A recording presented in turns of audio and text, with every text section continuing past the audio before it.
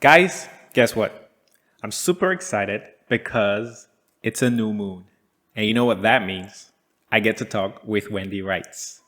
She'll tell us what to expect with this new moon right after this.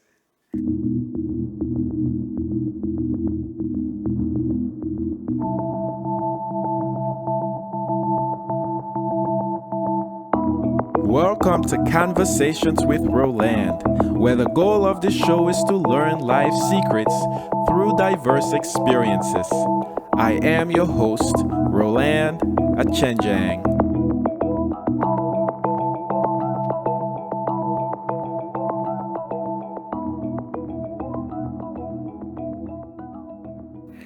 Guys, welcome to another episode of Conversations with Roland.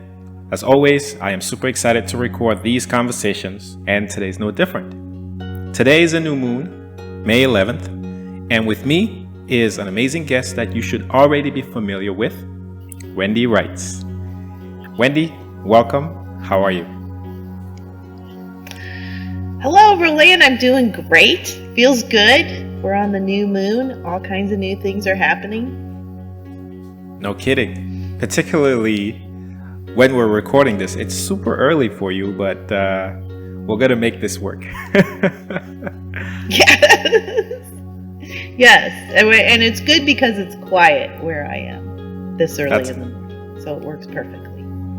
That's awesome. So, yeah, Wendy, today is a new moon, May 11th, and I'm really excited to learn about this new moon cycle, how it's going to affect us, the potentials that we can realize about ourselves over the next 4 weeks.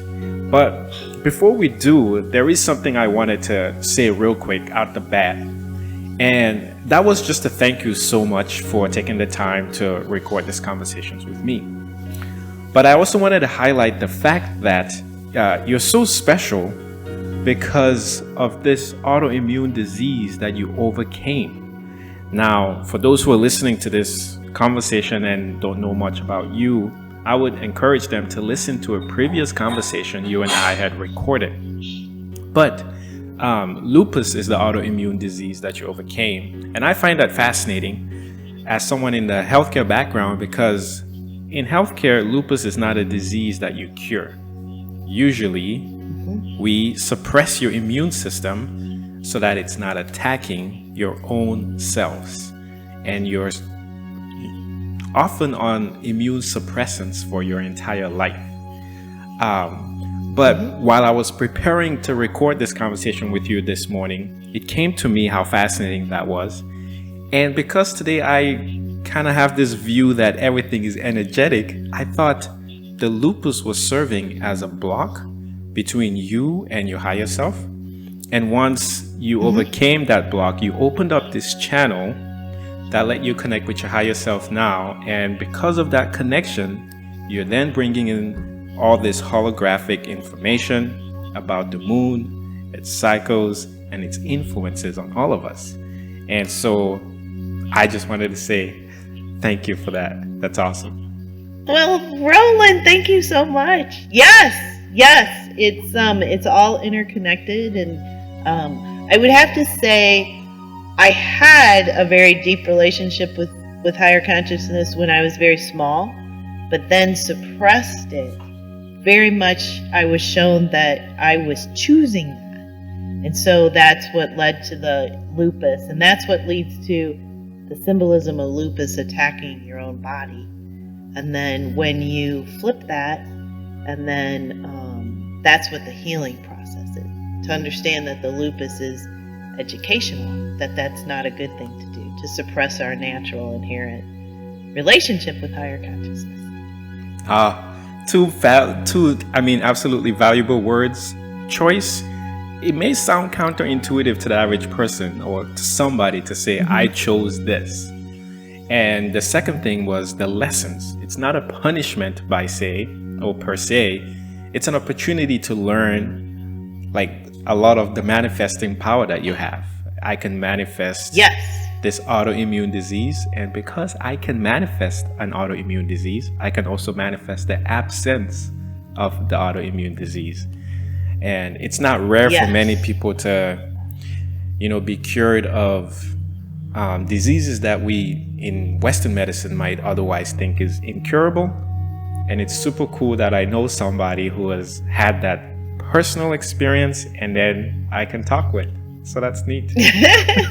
Well, it's so cool that you were a pharmacist and you understand all the medication, and you probably know everything I was on, that suppresses. And if you think of the symbolism of that, you're suppressing your autoimmune system even more with the medications. You are. Yeah, and and that's very symbolic to your relationship with higher consciousness. Yeah. So cool. So if we can transition now. We just wrapped up the 4th moon cycle of this year. That was Mars's compassion. And I think the one big thing we learned about Mars, at least for me, is that it's a very active time of the year. Physically active. I for sure was ready to go. I remember at the beginning I was working out a lot, learned some new cooking techniques. And over the last week, I have been integrating all those new self-realizations that I became aware of. So starting today with this new moon, I'm a different person. And I think if you can tell us how any other ways the last moon cycle prepared us for this new moon cycle that we are starting today. Okay. So let's back up a little bit and let's talk about this. We are in the spring season. We're in the spring moon cycles. So in each season, you have 3 moon cycles. And the spring is all about compassion. And so the 4th moon cycle, which we just went through, is about Mars compassion. And the next one is Venus compassion, and the next one is Mercury compassion. And so we're really having this huge lesson in compassion. And so Mars was about self-compassion. Venus, which we're just stepping into, is going to be about compassion with others. So it's very relational compassion. And then Mercury is more about universal compassion, like the world and the larger dimensional aspects of our experience. So it's such a beautiful education, the spring moon cycles, because it gives us the priorities to our relationships. If you really look at it, we start with self, then we move to others, and then we move to the world. And so a lot of times those priorities get kind of turned around or distorted. And sometimes our top priority is relationship to others rather than relationship to ourselves. So we started this spring season with Mars compassion, and it's all about self-compassion. And so during this last moon cycle, we really get in tune with our self-expression in a more active external way. How are we interfacing with the world? Excuse me, what is our relationship with ourself? And what it shows us is, are we in a beautiful balance with ourselves? How do we have that balance of how much we do compared to how much we step back and kind of process? I was witnessing through the last moon cycle several people who don't do so much. They're kind of more complacent, and they were nudged to step out. And then I was shown these people who are so overly active, how they were being brought back in. Like things were happening to them. My husband does mountain biking, and sometimes he gets a little extreme with it. So we went on a mountain bike and completely bent the front wheel of his bike and couldn't get it fixed for, pretty much a week.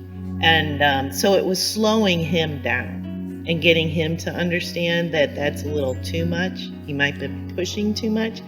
So Mars kind of does this, let's get everybody in balance. Let's get let's not be too overly extreme, and let's not be complacent. Let's keep our experiences in this beautiful flow where we're learning from them and there's purpose. with all of it. So, Yeah, that's beautiful, Wendy. And one of the key values that you bring, especially for the people that are within your social circle that can interact with you on a regular basis, is that expanded awareness where you're able to see an event and then connect that to the influences of, let's say, the moon cycle at the time. I'm thinking about your husband while I say this, because some other person would think, what is going on with me, or why I don't deserve to have my bicycle totally bent to the point where I can't go mountain biking for a week. Some other person might say, man, I could have gotten severely hurt, and I hope your husband didn't get hurt. But there are just so many ways you can approach an experience like that. But you're able to go down to the, I don't want to say the root cause or the root lesson from it, which is, this is maybe an opportunity for you to step back a little bit. Don't overexert yourself. Take the time and get to know yourself in a different way. Well, and to get, like, now when I say, that this is Mars moon cycle and blah, blah, blah, he's still really mad that the front wheel of his bicycle's bent, I mean, it doesn't sink in right away. And that's what's so beautiful about it, is that, when he tried to fix the wheel, he couldn't get it fixed right away. So he had to really step back and think about it. And it's in those moments like you're talking about where we start to, there's self-compassion. That's where the self-compassion comes up. He had to surrender to the situation. He had to accept what was going on. He wasn't controlling everything the way he wanted it. And so one of the key things is when you start to experience frustration, it's because you're not accepting your reality as it is. And so, absolutely, because you want it to be something else, and you don't understand why it can't be that. And but the universe or higher consciousness, everything is working in a certain way for you to learn something. But sometimes it takes a couple days for us to process that. No kidding. And so, in thinking about, this new moon. You talked about it being Venus's compassion. And so in using your words, essentially, which I like, we, over the next 4 weeks, are going to learn to accept people as they are a little bit more. Is that stretching it too much? Or is that part of what we're learning? Actually, you have a small part of it. And that's really what I learned in the Mars moon cycle. Is that we kind of have a definition in our head when we start a moon cycle, like, okay, compassion with others. And we have this definition, well, I'm going to be more accepting and I'm going to be more open to, that person's reality compared to my reality. What is their truth compared to my truth, and those kinds of things. But it also brings a deeper awareness of making boundaries with people. How is their reality overshadowing your reality? And do you have to kind of understand where you end and they begin? I see. Okay. I'm going to take a break here, Wendy, just real quick, and change my headphones. These ones are dead. And so it may be a little interruptive. If you can show me some compassion and be patient.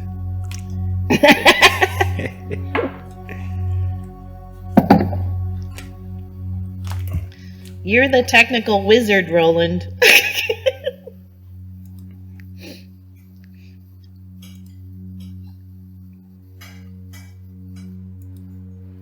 Okay, can you hear me still? Yes, I can hear you. Perfect. I hope I'm not too faint. No, it's good. All right. So speak a little bit now, if you don't mind, about the celestial space that this new moon is going to be operating in. Okay, so this celestial space has to do with Venus. And what Venus is very much about is opening our heart. It's about feeling.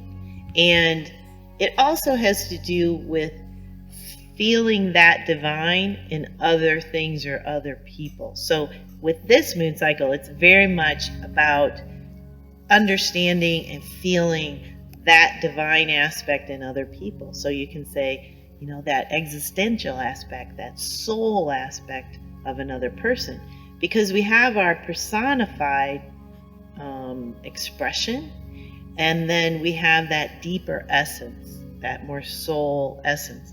So when we go to our feeling aspect, we can connect with others on that same vibrational level.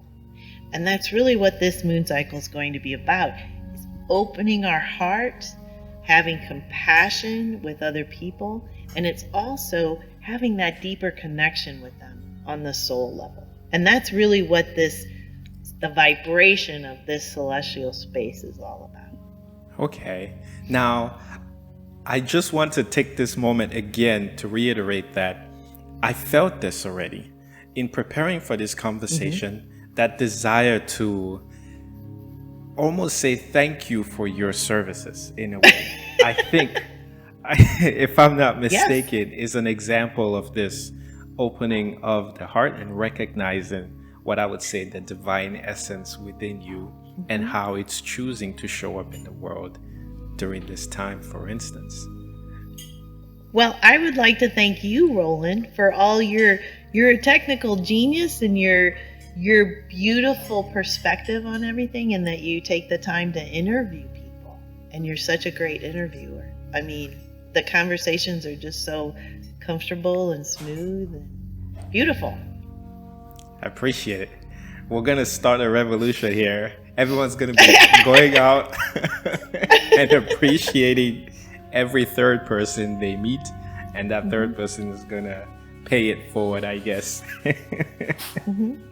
Yeah. One other thing I'd like to add, Roland, is that during this moon cycle, I have found that you have a very large urge to hug everyone. And if you step forward, now with COVID opening up, it's really great thing that it's opening up right before this moon cycle, so that maybe we can all step forward and just hug each other, because everybody has that urge or that desire to get to that, to just hug each other. Just hug each other. Well, if you're not comfortable doing it in person, certainly do it virtually, I guess. But yes, it's funny that you say that, because by nature, I am a hugger. I like to hug people. I mean, and I don't like the side hugs. I want like a full embrace. Come in here. Yeah. Let me show you how much I appreciate you. And then maybe you can show me how much you appreciate me too.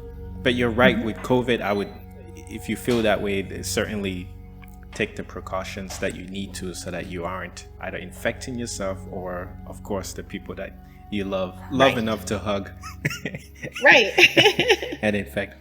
So, that's one way in sharing the story, or in sharing how much I really appreciate your story, and how you ended up getting this information. I think that really is one way we can continue to get impressions over this first full moon week, that help us basically, express Mars or Venus's compassion.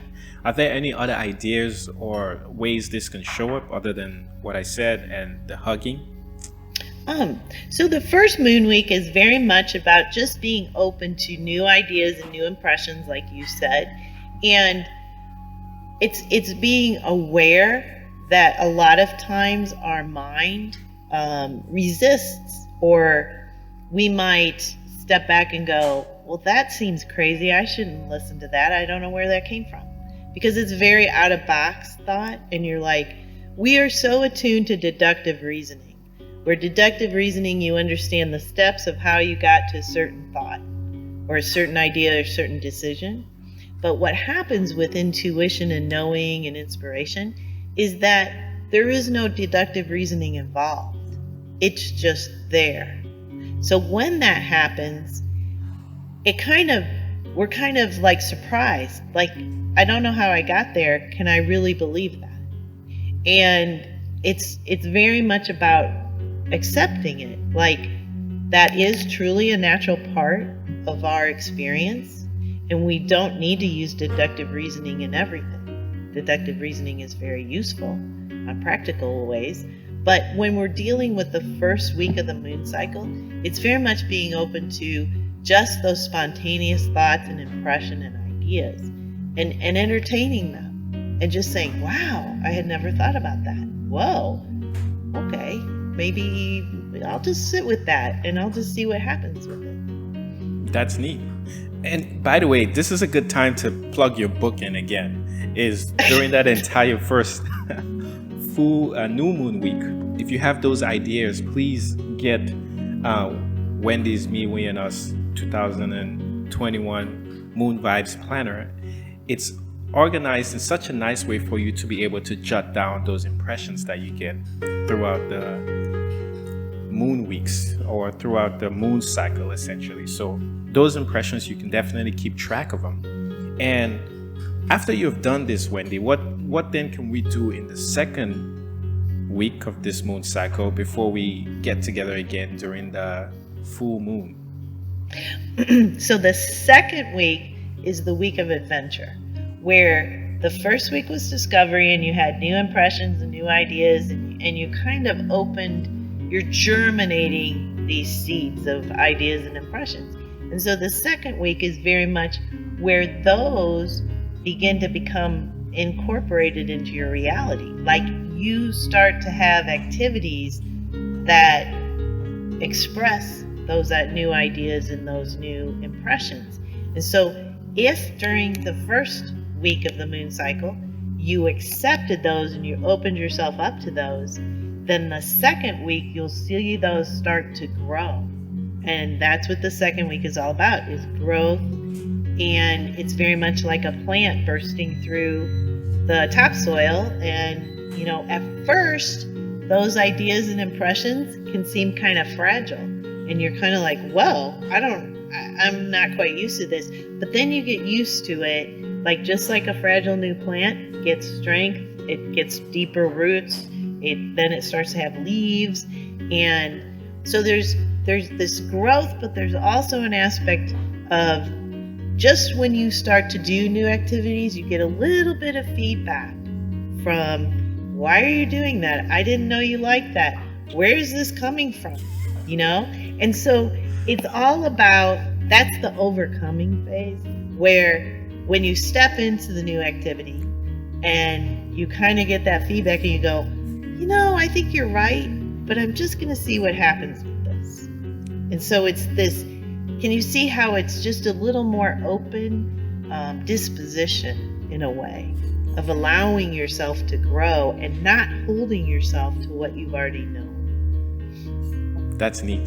That's really an awesome way you've explained it. And it's added a new self-realization for me on what to expect, especially during that second week, where not only sometimes you might even be your most difficult critic and saying, I usually don't do this, I better not.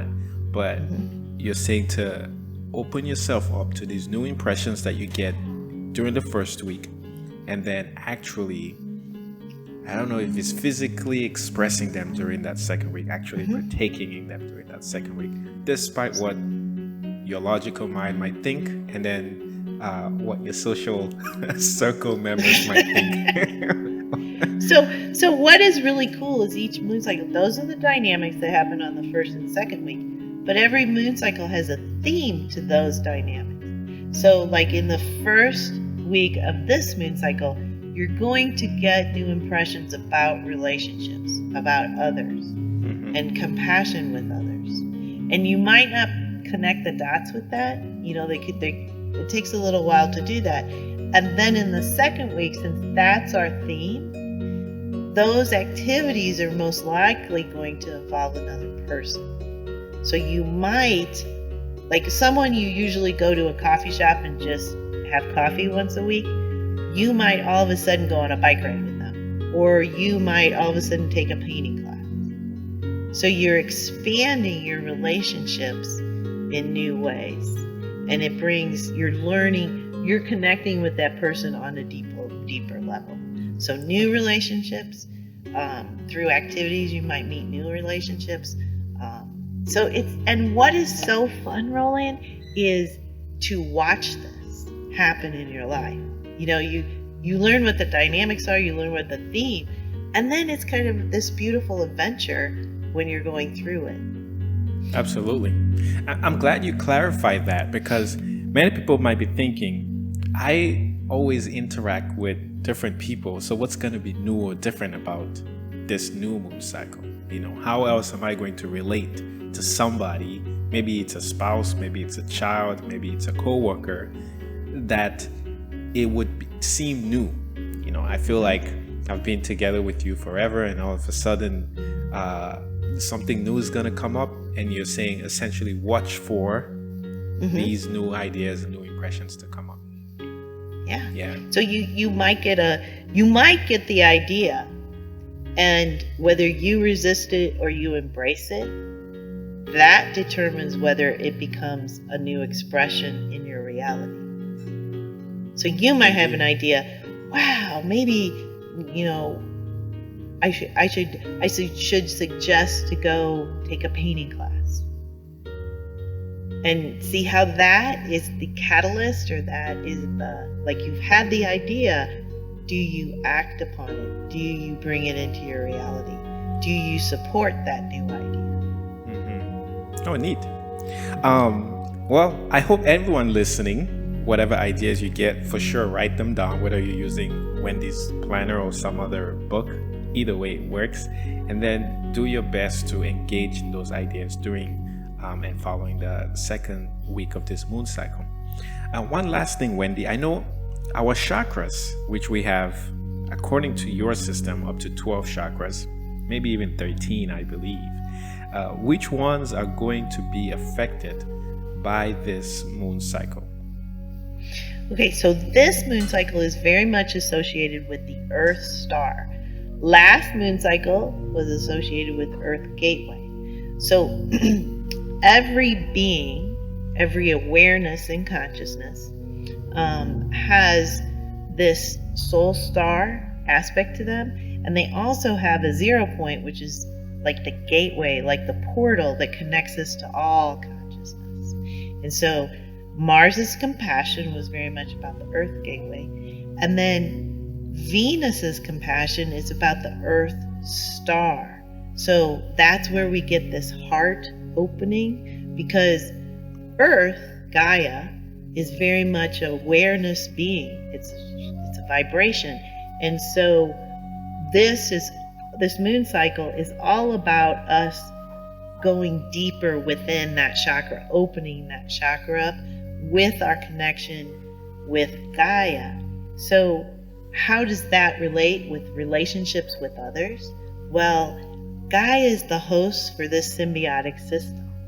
And so within our species of humanness, what this does is make us brings our awareness to this already inherent interconnectedness between each other that we like to kind of separate and compartmentalize. Whereas if you think of the species of birds, and they fly in flocks, and they're all interconnected and move seamlessly, that is what this moon cycle is about, is to get us to understand our soul star is very much in tune and aligned with Gaia's soul star. Neat. No, I appreciate that explanation, and I don't know if I can add anything.